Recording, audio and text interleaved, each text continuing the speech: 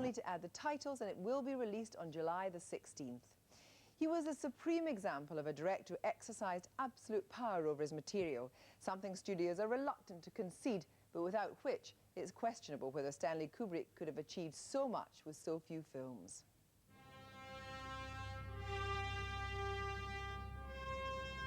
Stanley Kubrick was a legendary recluse, famed almost as much for fiercely protecting his privacy as his work.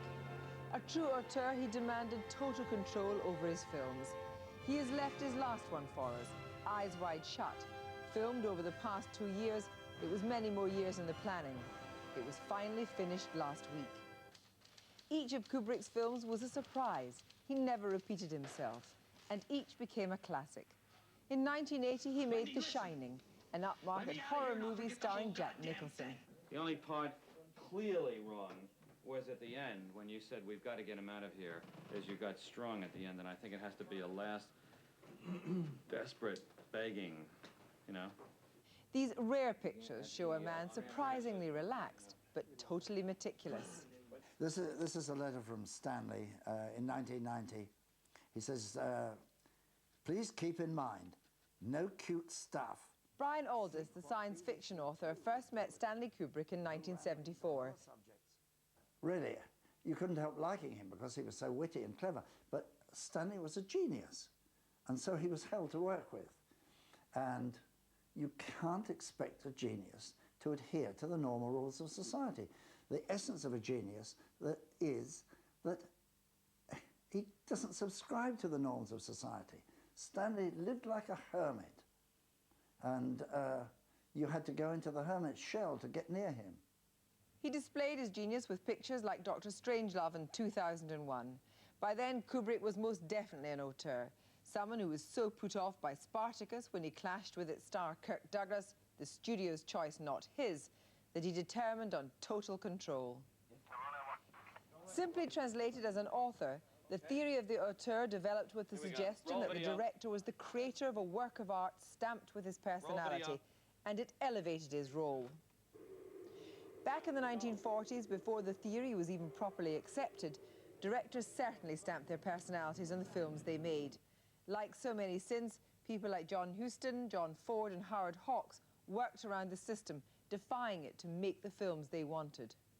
It was in the 50s and 60s that the auteur theory really developed, as Jean-Luc Godard and François Truffaut launched the new wave of European cinema.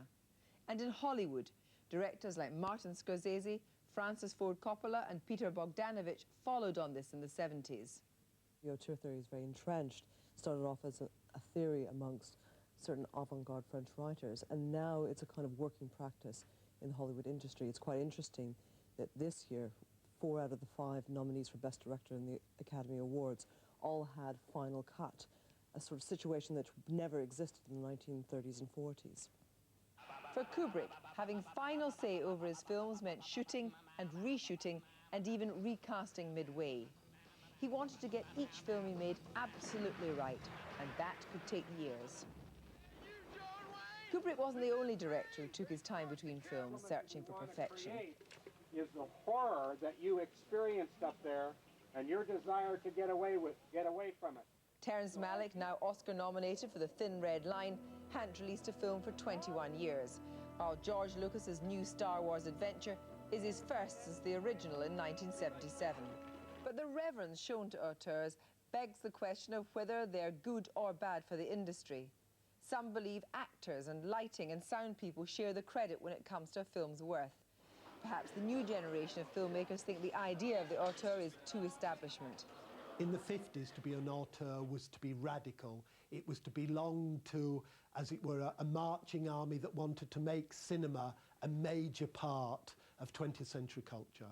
By now, cinema is 20th century culture, very central to it. Auteurs are established, they're celebrated everywhere. To be an auteur now is to be a member of the Roman Catholic Church. It might be better to just With Stanley Kubrick gone, how long will the auteur last? With people like Scorsese and Coppola no longer young, and with the ever-increasing demands of the $20 million actor, perhaps he or she will have the last word when it comes to the film's final cut. With me now is the director, Mike Leigh. First of all, what would be your abiding thoughts on Stanley Kubrick's contribution? For all filmmakers, Kubrick is a great inspiration. What Kubrick achieved was to make films in a personal and deeply emotionally connected way, but on an extraordinary scale, pushing the limits of the medium further and further beyond the imaginable. A great master of the art of film.